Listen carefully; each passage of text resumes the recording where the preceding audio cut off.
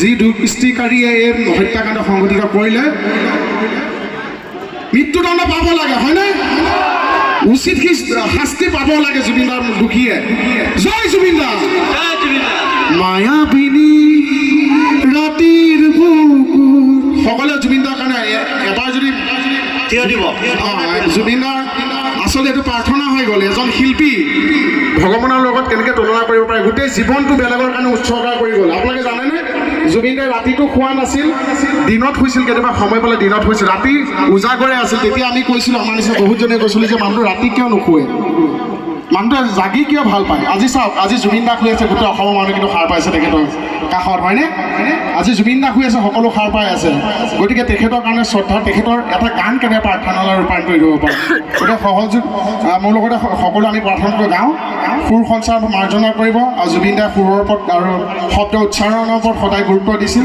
গতিকে আমি গায়ক নহয়, কিন্তু প্ৰাৰ্থনা হিচাপে গাবলৈ চেষ্টা কৰিছোঁ। সকলোৱে সহযোগিতা আগবঢ়াব বুলি আশা কৰিলোঁ। মায়াবিনী ৰাতিৰ বুকু দেখা পালো তোমাৰ ছবি, ধৰা দিলা গোপনে আহি হিয়াৰ গুণ, তুমি যে মোৰ শুকান মনত নিয়ৰৰে চেঁচা টোপাল নামি অহা ৰ'দৰে নৈ মোৰ দেহত প্ৰতি পুৱা ধুমুহাৰ সতে বহু যুগৰে নাচো এধাৰো খচামো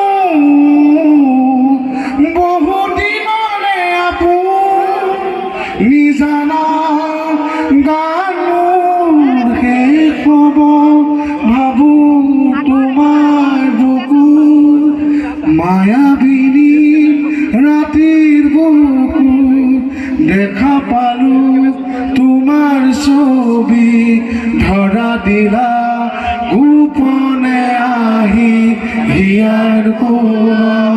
জয় জুবিনদা, জয় জুবিনদা। ধন্যবাদ সকলোৱে সহায় সহযোগিতা কৰিলে। আৰু সমিতিৰ বিষয়ববীয়া সকলোকে বহুত বহুত ধন্যবাদ জ্ঞাপন কৰিছোঁ। আপোনালোকৰ মাজত যে অকণমান সুযোগ দিলে দুআষাৰ কোৱাৰ। আৰু আপোনালোকে বেহাৰবাৰীখন সদায় চাই থাকিব, সদায় মৰম কৰি যাব। আৰু কেকেচাৰ কানিম, কেকেচাৰ যে পইচা পাতি পেলাই বেঙেনা দি আপোনালোকে ধৰিবনে? বিহু এফালেও গাড়ী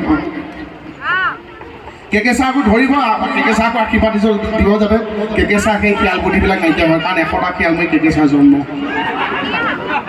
হয়নে? এটা কেকেচা ইংলিছটো যে মুম্বাই পেলাকে দেখিছে না, বিদ্যা পালন দিয়ে যে কৰিছে। আপুনি কি কৈছে, আমাৰ অসমৰ বস্তু এটা ভোগদেৱবাসী আমাৰ কাৰণে গৌৰৱৰ কথা, বেহাৰবাৰীৰ কাৰণে গৌৰৱৰ কথা। আৰু এইটো সম্পূৰ্ণ হৈছে আপোনালোকৰ মৰম চেনেহ আশীৰ্বাদৰ কাৰণে। গতিকে ৰাইজে সদায় বেহাৰবাৰীক এনেকৈ মৰম দি যাওক। একেটা কাম বহুত দিন কৰিছোঁ, কেতিয়াবা ভুল হ'বও পাৰে, ভুলখিনি আঙুলিয়াই দিব। আৰু আগবাঢ়ি যোৱাত সাংস্কৃতিক পথাৰখনে আগবাঢ়ি যোৱাত এনেকৈ সহায় সহযোগ কৰিব, তাকে কামনা কৰিলোঁ। বেঙেনা দিছোঁতে মাই গড, মই ভাবিছোঁ বতৰটো কিয় ক'লা পাইছে ন, মই চশমা পিন্ধি আছোঁ। এতিয়াহে মানুহবিলাক বগা বগা দেখিছে। মই জাজৰি মানুহ চব ক'লা নে বাৰু? নহয়, মই চশমা পিন্ধি আছোঁ। এতিয়া মানুহবিলাক ধুনীয়া দেখোন। এই সময় থাকোঁতে মানুহে কিন্তু হাঁহি ল'ব লাগিছে। মই এইপিনে নবৌ যেন দেখিছোঁ, চবেই হাঁহিছে। নবৌ এনেকৈ আছে। মই ভাবিছোঁ চবেই ইমান ধুনীয়াকৈ সহযোগ কৰিছে, ইমান হাঁহিছে, মানুহজনী কিয় হাঁহা? তাৰপাছত গম পাইছে নবৌ ফ্ৰণ্টৰ দাঁত দুটাই নাই। মানে সেইকাৰণে কৈছে, নবৌ কৈছে যেতিয়া হাঁহিব লাগিছিল তেতিয়া নাহাঁহিছিল। এতিয়া হাঁহিবলৈ মন যাওঁতে এজনী নবৌ এনেকৈ হাঁহিছে। সেইদিন নবৌ দুপাৰি নাই। মানে যিমানে অন্তৰত আঘাত নাপাওক, মানুহে সদায় চকু পানী জমা কৰি ৰাখিব নালাগে। কাৰণ জমা হৈ থকা পানীত মলেৰিয়া মহে কণী পায়গৈ দেই। সদায় হাঁহি ফূৰ্তি কৰি থাকিব। আৰু ফটো কথাটো কওক, ফটোখন আমাৰ উঠিবৰ কাৰণে ঠিকেই আছে। আমি উঠি অহা ল'ৰা, উঠি অহা অভিনেতা।